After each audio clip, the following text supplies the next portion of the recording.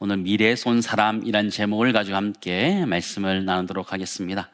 누가복음 16장을 읽어보면 이해가 될 듯 이해가 잘 되지 않는 부분 좀 있습니다. 1절에 나와 있는 것처럼 주인의 소유를 낭비했다라는 평가를 받고 있는 이 청지기를 지혜롭다라고 말하고 있기 때문에 우리를 좀 당황스럽게 합니다. 읽었던 구절처럼 기름 100마를 빚진 자를 불러다가 50이라고 써서 빚을 탕감해 줍니다. 또 밀 100석을 빚진 자에게 불러다가 80이라고 써서 빚을 탕감해 줍니다. 우리 생각해 보면 주인의 것에 큰 손해를 끼쳤다라는 생각을 하게 됩니다.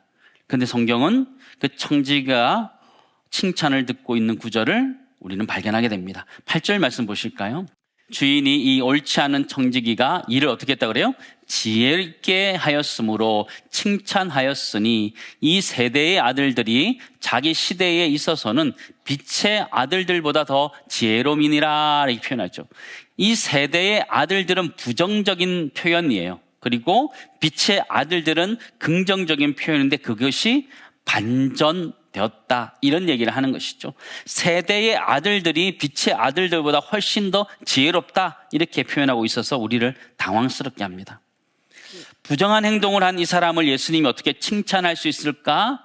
그런 생각을 우리 마음속에 하게 되는데 이 말씀은 이 구절이 누구에게 주어지는 말씀인지 또 그 당시 문화, 청지기의 문화를 생각하면 조금 이해가 된다라고 볼 수 있습니다. 여러분 누가복음 16장을 살펴보고 있는데 누가복음 15장에는 탕자의 비유가 나옵니다. 탕자의 비유의 가장 큰 핵심은 하나님의 은혜입니다. 거기에 이어서 누가복음 16장 말씀이 나오는데 16장 시작은 또 제자들에게 이르시되 이렇게 이야기하고 있습니다. 이 구절은 이어지는 구절입니다. 15장에서 하나님의 은혜를 받은 사람에 대해서 나오고 하나님의 은혜에 다르고 16장에서는 그 은혜를 받은 사람들이 어떻게 살아야 하는지 그런 이야기를 하는 것이죠. 어떻게 살아야 되느냐? 청지기처럼 살아야 된다. 그 이야기를 하고 있는 것이죠. 16장에서는 제자로서 청지기 정신을 가져야 하는 것을 강조하고 있는 것을 우리는 발견해야 됩니다. 그리고 16장 13절 14절에 가면 바리새인들은 돈을 좋아한다라는 표현을 보면 이 오늘의 말씀이 바리새인에게도 메시지가 가고 있는 것을 보게 됩니다. 제자들에게도 메시지가 주어지고 바리새인에게도 주어진다라는 것이죠. 그리고 고대 사회에 이 청지기라는 사람을 가만히 생각해 보면 우리가 현대적으로 읽으면 이해가 잘 되지 않습니다. 어떻게 주인의 것을 함부로 이렇게 줄일 수 있을까? 이런 생각을 해보게 되는데요. 청지기가 함부로 자기 것을 깎았다, 주인의 것을 깎았다, 그렇게 볼 수 없습니다. 왜냐하면 청지기는 고용된 직원을 넘어서 주인의 대리인 역할을 했기 때문입니다. 그러나 거래나 또는 계약의 재량권이 굉장히 컸습니다. 자기가 임의대로 할 수 있는 권한이 굉장히 많이 가지고 있었다는 것이죠. 이윤을 붙이는 것, 그리고 기운의 일부를 자기가 가지는 것, 자기가 다 할 수 있는 것이다 라고 보아집니다. 빚의 일정 부분을 자기가 가져가는 형태가 이 청지기가 하는 역할이었던 것이죠. 그러므로 청지기가 100말에서 또 50말로 줄였다, 100석에서 80석을 줄였다라는 것은 자기가 가져가는 부분에 한해서 자기가 그것을 손해를 보고 조정한 것이다, 그렇게 보는 것이 좀 합당한 해석이다, 그렇게 할 수 있습니다. 조금 이해가 되시지요? 이해가 안 되시나요? 네. 자기가 할 수 있는 권한 안에서 최선을 다해서 다 깎아준 것이죠. 왜 그렇게 했을까요? 미래에 그 사람이 나에게 도움을 줄 수 있기 때문에 그렇게 했던 것을 보게 되지요. 그러면 우리는 예수님께서 칭찬하신 부분이 무엇인지, 또한 이 제자들에게 바리새인에게 던지신 메시지가 무엇인지 한번 살펴보기를 원하는데, 우리 한 가지 짚고 넘어야 되는 것은 무엇이냐면, 예수님은 이 사람의 부정한 행동에 대해서는 칭찬하고 있는 것이 아니라는 거예요. 그의 미래를 내다보는 태도에 대해서 칭찬하고 있다는 것을 우리는 알 필요가 있습니다. 성경 그것을 지혜다 이렇게 하는데 프로니모스라는 단어인데 그 단어를 쓰고 있습니다. 여러분, 자동차가 제대로 달리기 위해서는 바퀴를 정렬해야 합니다. 얼라이먼트라고 하는데요, 여러분 해보셨는지 모르겠습니다. 이 정렬이 제대로 되어 있지 않으면 바퀴의 마모도 심해집니다. 그리고 똑바로 가지도 않고 연비도 떨어지고 자칫 잘못하면 사고의 위험이 있기 때문에 사실 자동차는 제대로 달리기 위해서는 얼라이먼트를 해야 되는데요. 우리 인생도 마찬가지고 제자로서 우리가 달려가는 인생도 마찬가지라는 거예요. 재정렬이 되어야 된다라는 것이죠. 하나님 나라를 알게 되었을 때에 그리스도의 제자가 되었을 때에 우리가 정렬하지 않고는 그렇게 달려갈 수 없다라는 것이죠. 주인이 청지기를 칭찬한 이유가 무엇이냐면 미래를 보고 현재를 재정렬한 지혜 때문이라는 것입니다. 우리 이거 좀 기억했으면 한번 따라하겠습니다. 주인이 청지기를 칭찬한 이유는 미래를 보고 현재를 재정렬한 지혜 때문입니다. 주인이 이 사람을 칭찬한 이유는 이 사람의 부정한 행동, 그다음 속임수, 그것 때문이 아니라 그는 미래를 바라보고 자신의 행동을 어떻게 할 것인지 그 태도를 가진 것에 대해서 칭찬했다라는 것을 우리가 알 필요가 있습니다. 여러분, 우리는 미래를 알게 되면 현재를 조정하게 됩니다. 여러분, 영화 터미네이터 보신 적 있으십니까? 너무 오래된 영화이기도 하고 지금도 또 등장하기도 하는데요. 아놀드 스왈츠제네가 나오는 그런 영화였는데요. 터미네이터라는 의미는 종결자 이런 뜻입니다. 사건을 마무리 짓는 자 이런 이야기인데요. 이 사람은 미래에서 온 인공지능 로봇입니다. 살인병기였던 것이죠. 미래는 그죠? 인류와 인공지능 간에 큰 전쟁이 일어나게 되는데 이 인류의 저항군의 리더가 존 코너라는 사람입니다. 근데 이 사람을 죽이기 위해서 인공지능이 이 인공지능 살인병기를 과거로 보내는 것이죠. 과거로 보내서 그 인류를 구원하고 있는 그 저항군 존 코너의 엄마 되는 사라 코너를 죽이려고 합니다. 우리가 그것까지 다 알 필요가 있느냐? 그죠? 다 알 필요는 없습니다. 근데 이 영화의 핵심이 무엇이냐면 그 미래라는 것을 알기 때문에, 미래에 대한 것을 알기 때문에 과거, 다시 현재로 들어와서 그것을 바꾸려고 하고 있다라는 것들을 우리가 알 필요가 있습니다. 이 영화에 참 이렇게 기억이 나는 장면이 하나 있는데 그게 뭔가요, 여러분? 이 터미네이터가 자신을 희생하면서 마지막에 이렇게 죽어가면서 엄지손가락을 들면서 I will be back 이러면서 가는 그 장면이 아직도 기억에 좀 납니다. 이 영화는 우리에게 시사하는 것인데 무엇이냐면 미래를 알게 되면 과거로 돌아와서 지금 살고 있는 현재를 바꾸려고 한다는 것이죠. 오늘 성경에 등장하는 이 청지기가 그랬던 사람입니다. 그는 미래를 정확하게 알게 되었습니다. 자기가 곧 이 청지기직을 청산해야 된다는 것을 알게 되었습니다. 2절 3절 보실까요? 같이 읽겠습니다. 같이 읽겠습니다. 주인이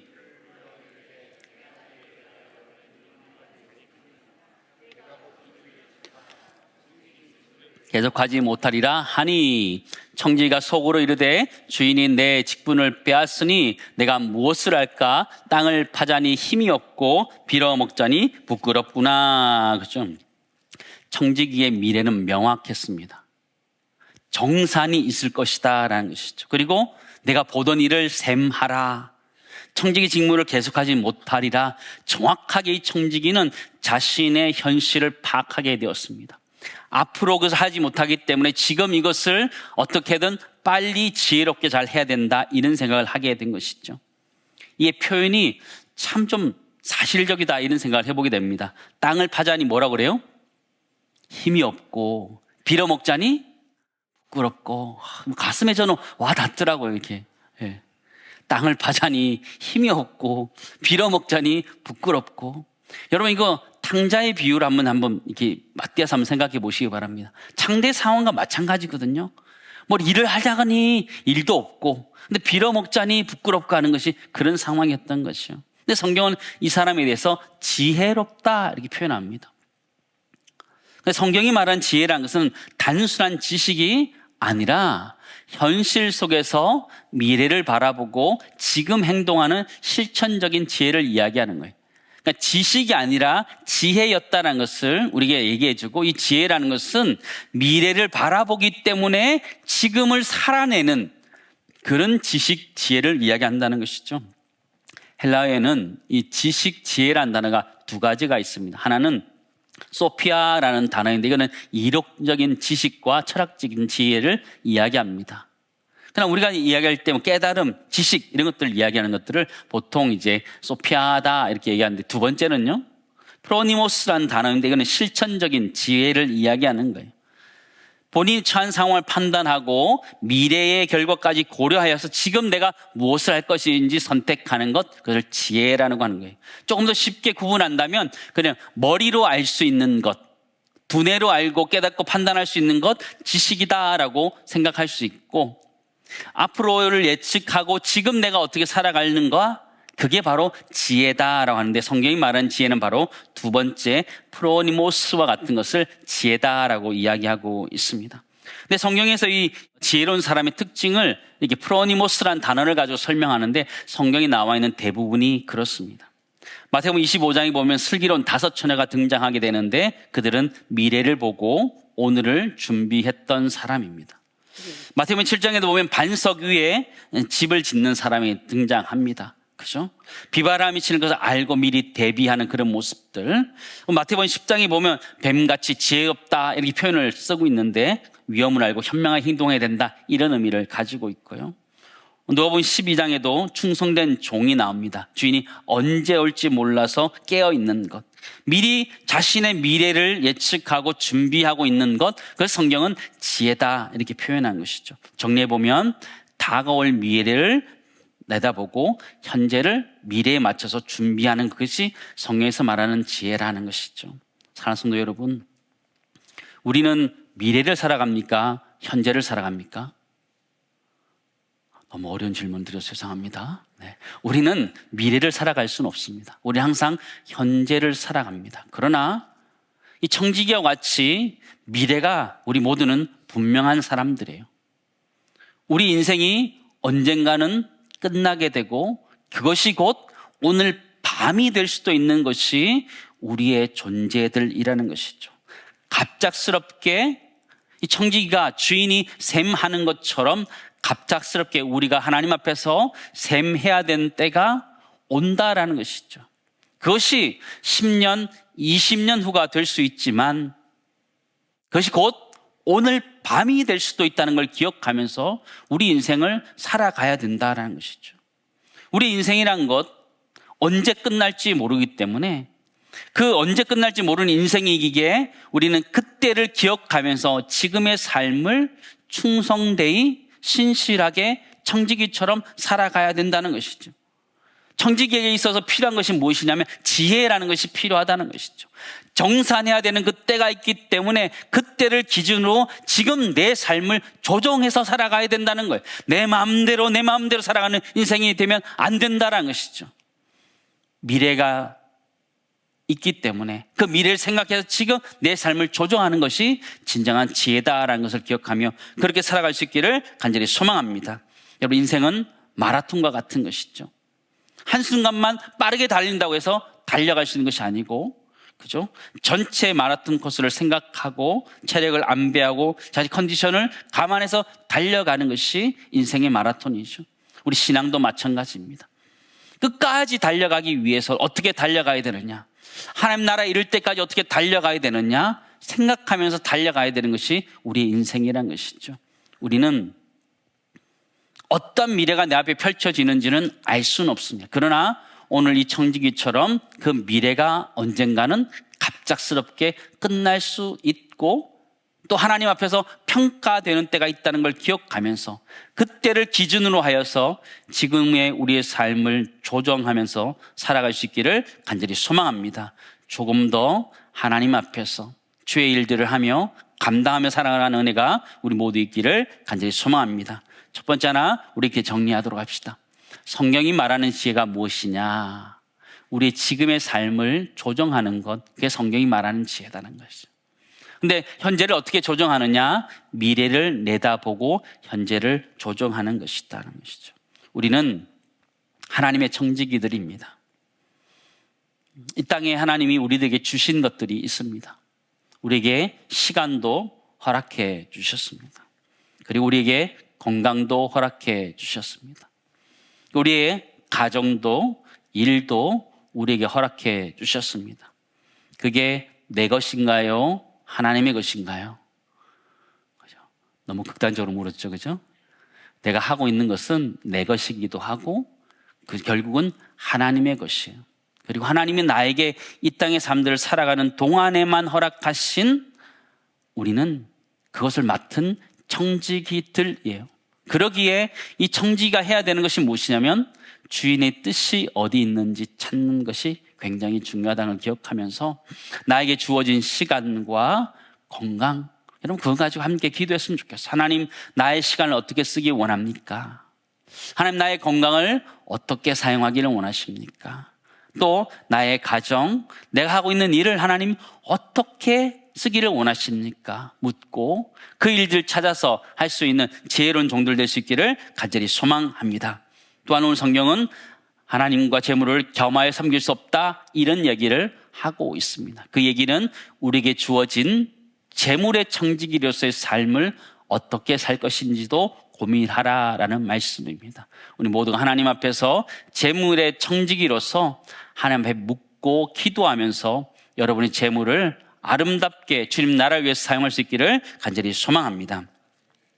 근데 이 메시지가 왜 중요하냐? 제자들에게도 또 바리새인에게도 주어지기 때문입니다. 첫 번째는 이 바리새인들에게는 경고의 말씀으로 주어지는 거예요.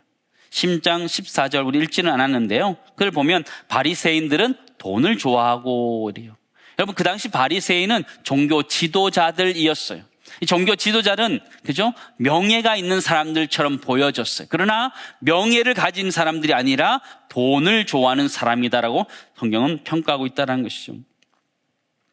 너네는 미래를 아는 사람처럼 이야기하고 말은 하지만 사실은 미래를 보지 못하고 너네는 현재에 함몰되어서 살아가는 사람들과 동일하다는 것이죠. 돈이 너희의 주인이다, 이렇게 경고하는 메시지인 것이죠.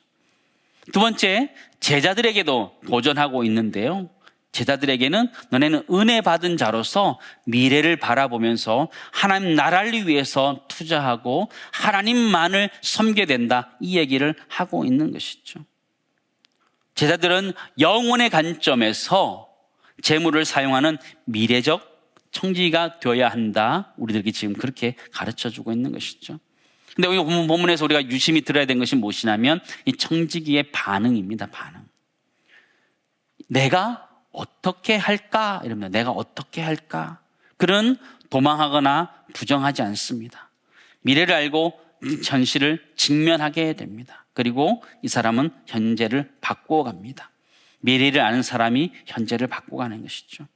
우리가 하나님 앞에서 하나님께서 심판하실 때가 있다는 걸 기억한다면 우리 삶이 조금 달라져야 되지 않나, 그런 생각들을 계속 하게 됩니다. 우리는 언제 죽을지 정말 알지 못하는 사람들입니다. 당장 오늘 밤에 데려가도 이상한 것이 아무것도 없는 사람들이죠. 하나님 우리 맡겨주신 것들을 하나님을 위해서 사용하고 있는지, 아니면 내 욕심을 위해서 사용하고 있는지, 내가 정말 청지기라는 것을 깨닫고 살아가고 있는지, 아니면 내가 주인처럼 내가 이 땅의 삶을 살아가는지 돌아보라, 우리에게 말하고 있다는 것을 우리가 꼭 기억하셨으면 좋겠습니다. 저는 이 말씀을 준비하면서 그런 생각이 들더라고요. 우리에게도 미래에서 온 사람이 있다라는 생각을 하게 되었습니다.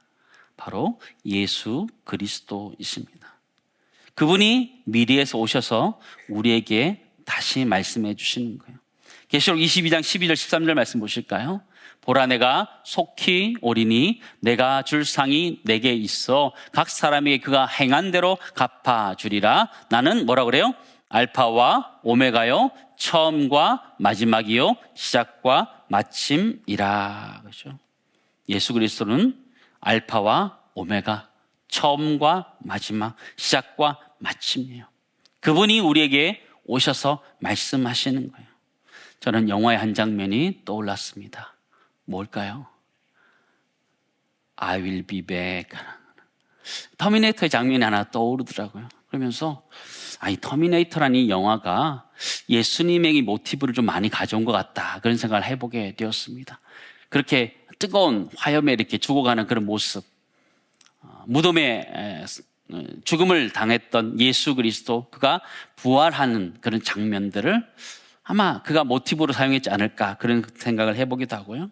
주님이 다시 오실 것이라는 것들을 다시 모티브로 해서 영혼을 만들지 않았을까 그런 생각을 해보게 되는데요. 중요한 것은 그가 이 땅에 오셔서 우리에게 하신 말씀이 무엇이냐는 거예요. 처음이요 마지막 되신 그분, 그 시작이고 마지막 되신 그 예수 그리스도, 모든 것을 알고 계시는 그분이 우리들에게 오늘 하시는 말씀이 무엇인가라는 것이죠. 그것은 하나님이 주인이시다라는 것이죠. 하나님이 주인이시다는 것이죠. 누가복음 16장 11절에 13절 말씀 보실까요? 같이 읽겠습니다. 너희가 만일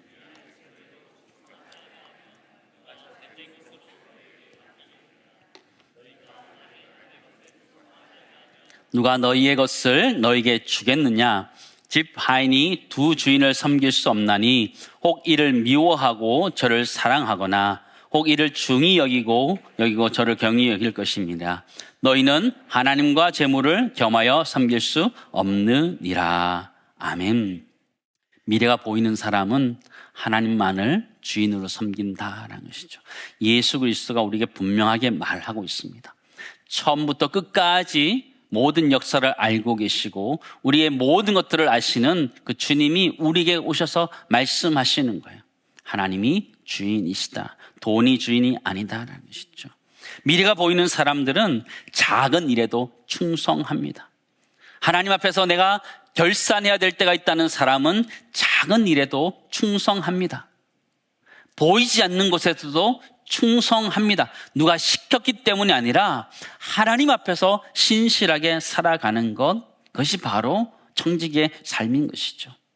주님은 우리에게 말씀하시는 거예요. 재물이 주인이 아니라 하나님이 주인이라고 말하고 있는 것이죠. 오늘 성경 본문은 너무나 명확하게 우리에게 도전합니다. 돈이 주인이냐, 하나님이 주인이냐 묻습니다. 여러분, 무엇이 주인입니까? 하나님이 정말 주인이십니까? 저는 이 질문은 우리 현대에 있어서 굉장히 중요한 질문이라 생각되어집니다. 많은 사람들이 돈의 노예가 되어서 살아가고 있기 때문입니다. 하나님이 주인이 되셔서 나를 통하여 재물을 끌어가고 있느냐? 아니요. 도리어 재물이 나를 통해서 하나님을 이용하려고 하는 그런 구조로 바뀌어가고 있지 않나 그런 생각을 해보게 됩니다. 사랑하는 성도 여러분, 여러분의 하나님은 진짜 누구이십니까? 여러분의 하나님은 돈입니까? 아니면 하나님 자신입니까? 한번 우리 자신을 돌아보았으면 좋겠습니다.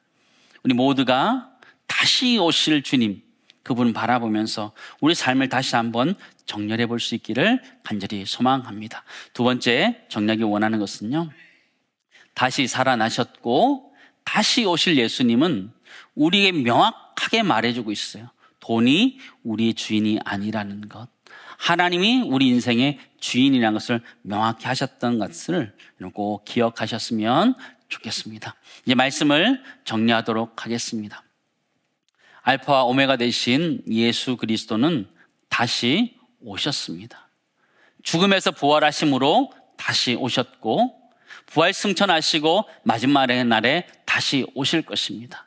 근데 우리가 기억해야 될 것이 무엇이냐면 그 마지막 날에는 정산이 있을 것이다. 심판이 있을 것이다. 왜냐하면 우리는 청직이기 때문이라는 것입니다. 우리에게 맡겨주신 불의한 재물도 잘 관리하지 못한다면 영적인 것들은 더더욱 말할 수 없다. 성경은 말하고 있다는 걸 기억하면서 이 땅의 사람들 살아가면서 우리에게 주어진 것들을 가지고 하나님은 도대체 무엇하기 원하시는지를 묻고 하나님 원하신 뜻대로 우리의 시간과 건강, 우리가 하고 있는 일들, 재물들을 하나님을 위해서 아름답게 쓸 수 있는 귀한 믿음의 성도들 될 수 있기를 간절히 소망합니다. 우리 잊지 말아야 될 것은 우리는 청지기라는 사실입니다. 청지기로서의 주님이 주시는 지혜를 가지고 지금의 현실을 충성되이 살아가는 은혜가 우리 모두 있기를 간절히 소망합니다.